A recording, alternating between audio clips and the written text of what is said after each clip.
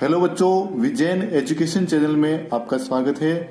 कक्षा 10 का 5 अप्रैल 2022 का बोर्ड पेपर आज हो चुका है और इसी बोर्ड पेपर को लेकर के हम यहाँ पर आए हैं और इसके सॉल्यूशन भी आपके साथ में लाए हैं। तो आप बच्चे चेक कर लीजिए कि कितने प्रश्न आपने सही किए हैं और कितने प्रश्न आपने गलत किए हैं। मैं एक एक प्रश्न के बारे में आपके साथ यहाँ पर चर्चा करूंगा और उनका आंसर मैं आपको यहाँ पर बताने वाला हूँ। तो चलो देखते हैं इन प्रश्नों को। सबसे पहला जो प्रश्न है आपके बोर्ड परीक्षा में आने वाला, मानव में हृदय एक तंत्र का भाग है जो संबंधित है, वो है परिसंचरण से संबंधित है, परिसंचरण तंत्र के अंतर्गत आता है। दूसरा है कौन से यंत्र के द्वारा रक्तदाब मापा जाता है, तो स्फाइग्मोमैनोमीटर के द्वारा। तीसरा प्रश्न यहाँ पर आता है आपके पास, आउटो ग्रंथि को थायरोक्सिन हार्मोन बनाने के लिए क्या आवश्यक है। अब थायरोक्सिन हार्मोन थायराइड ग्रंथि किससे संबंधित है, तो वहां पर एक ही नाम आता है, आयोडीन।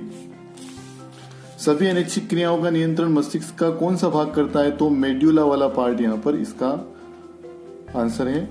इसके बाद में आप देखें, निम्नलिखित में से कौन सा पदार्थ में क्रिस्टलन जल उपस्थित नहीं है, तो क्रिस्टल जल उपस्थित नहीं है। आप यदि देखना चाहें तो इस पेपर के अंदर ही इसका आंसर आपको मिला था। क्रिस्टल जल का मतलब है जल के अणु किसके साथ जुड़े हुए नहीं होते हैं, यहाँ पर नहीं पूछा है। तो यहाँ पर आपका आंसर होगा दोने का सोडा। सूत्र होता है Na2CO3.10H2O, यानी कि यहाँ पर है। जिप्सम का सूत्र होता है CaSO4.2H2O, यहाँ पर भी है। बेकिंग सोडा का सूत्र होता है NaHCO3 और आगे कुछ भी नहीं होता। प्लास्टर ऑफ पेरिस का होता है CaSO4.1/2H2O। तो हमारा यहाँ पर आंसर होगा बेकिंग सोडा। बेकिंग सोडा के अंदर क्रिस्टल जल उपस्थित नहीं है। इसी प्रकार से नेक्स्ट जो क्वेश्चन है यहाँ पर आया है, ये चित्र देकर के पूछा गया है कि दिए गए चित्र के अनुसार उपरोक्त अभिक्रिया में बनने वाली गैस का नाम क्या होगा। तो आप यहाँ पर देखिए, जस्ता जो होता है मेटल होता है, धातु होता है, H2S4 अम्ल होता है। तो धातु जब अम्ल से क्रिया करता है तो कौन सी गैस बनाता है, हाइड्रोजन गैस बनाता है। बहुत ही साधारण सा उत्तर था इसका, थोड़ा सा आपको दिमाग लगाने की जरूरत थी। एक तत्व क्यों मुलायम है और चाकू से काटा जा सकता है। अब चाकू से काटा जाने वाला तत्व कौन सा है, तो सीधा आंसर है पोटेशियम के, इसका सीधा आंसर है। इसी प्रकार से नेक्स्ट क्वेश्चन है, परावर्तन के नियम लागू होते हैं तो सभी दर्पण के ऊपर लागू होता है, समतल दर्पण, उत्तल दर्पण, अवतल दर्पण। इसका आंसर होगा डी। पानी का अपवर्तनांक 1.33 है तो पानी में प्रकाश की चाल क्या होगी, तो इसका आंसर आपको याद रखना है 2.26 10⁸ मीटर पर सेकंड होगी पानी के अंदर प्रकाश की चाल। विद्युत आवेश का मात्रक पूछा है, ध्यान यहाँ पर देना था। आवेश का मतलब होता है कूलाम। इसके बाद में आप देखें तो दिए गए परिपथ में बिंदु ए व बी के मध्य तुल्य प्रतिरोध आपको ज्ञात करना है। तो इसका आंसर आपके आएगा 2 ओम आएगा। यहाँ पर 4 और 2 को हमने श्रेणी क्रम में लिया है और 1 को हमने समांतर क्रम के अंदर लिया है। विद्युत धारा उत्पन्न करने की युक्ति, धारा कौन उत्पन्न करता है, तो जनित्र, विद्युत जनित्र इसका आंसर होगा। बहुत ही साधारण क्वेश्चन यहाँ पर आए थे आपके पास। स्त्रवित हार्मोन के समय और मात्रा को क्रियाविधि से नियंत्रित किया जा सकता है, इसका सीधा सा आंसर होगा पुनर्भरण विधि से।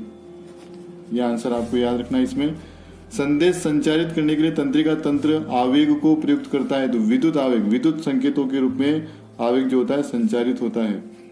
पारितंत्र में एक पोषक स्तर से दूसरे पोषक स्तर में ऊर्जा की हमेशा क्या होती, कमी। 10% ऊर्जा ही आगे जाती है तो कमी होती जाती है। यहाँ पर टिहरी बांध कौन सी नदी पर बना है, तो गंगा नदी के ऊपर बना हुआ है। प्रतिबिंब की दूरी अर्थात बिंब की दूरी का अनुपात लेंस के आवर्धन को व्यक्त करता है, आवर्धन क्षमता की बात वो कर रहा है। विद्युत बल्ब के तंतुओं के निर्माण में टंगस्टन धातु का प्रयोग होता है। टंगस्टन, बहुत ही सरल प्रश्न था ये, टंगस्टन धातु का। इसके बाद में आता है तंत्रिका ऊतक किसके संगठित जाल का बना होता है, तो न्यूरॉन्स का जाल होता है, पूरा न्यूरॉन कह सकते हैं, या तंत्रिका कोशिकाओं का जाल होता है।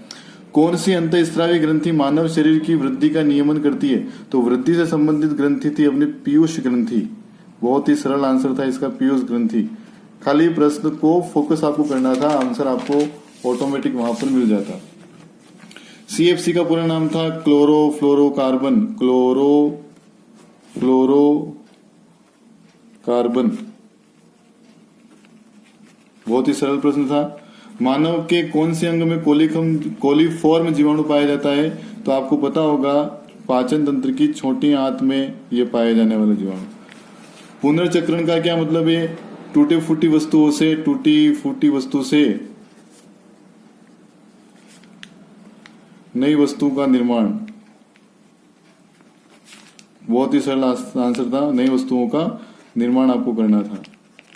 संतरे में पाए जाने वाले अम्ल का नाम था सिट्रिक अम्ल। नींबू हो, संतरा हो, इसमें सिट्रिक अम्ल खट्टे फल है।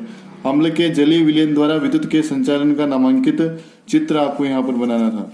स्वाद के आधार पर अम्ल व क्षार कैसे होते हैं? अम्ल खट्टे होते हैं और क्षार कैसे होते हैं? कड़वे होते हैं। बस कितना सरल आंसर था।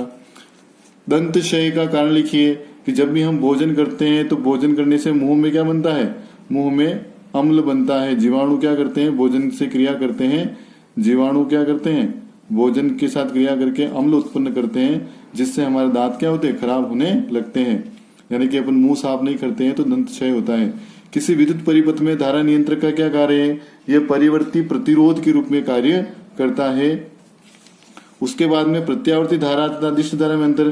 प्रत्यावर्ती धारा समय के साथ परिवर्तित होती है, दिष्ट धारा समय के साथ परिवर्तित नहीं होती है। किसी विद्युत धारावाही सीधी परिनालिका के भीतर चुंबकीय क्षेत्र की बात कर रहा है, तो चुंबकीय क्षेत्र हमेशा कैसा रहता है? किसी भी छड़ चुंबक हो चाहे परिनालिका हो, चुंबक बनने के दौरान चुंबकीय क्षेत्र जो होता है वो N2S रहता है। यानी कि N ध्रुव से चुंबकीय बल रेखाएं निकल करके S ध्रुव के अंदर जाएगी। इस प्रकार से आपको आंसर सोच समझ करके देने थे। ये ए पार्ट के मैंने आपको सारे क्वेश्चन यहाँ पर मैंने हल करवा दिए हैं। अगले वीडियो के अंदर हम देखेंगे इसके बड़े क्वेश्चन कौन कौन से हैं, उनका हल क्या होगा। धन्यवाद। आपको वीडियो कैसा लगा कमेंट बॉक्स के अंदर लिखें और चैनल पे नए हैं तो आप सब्सक्राइब जरूर कर दीजिए।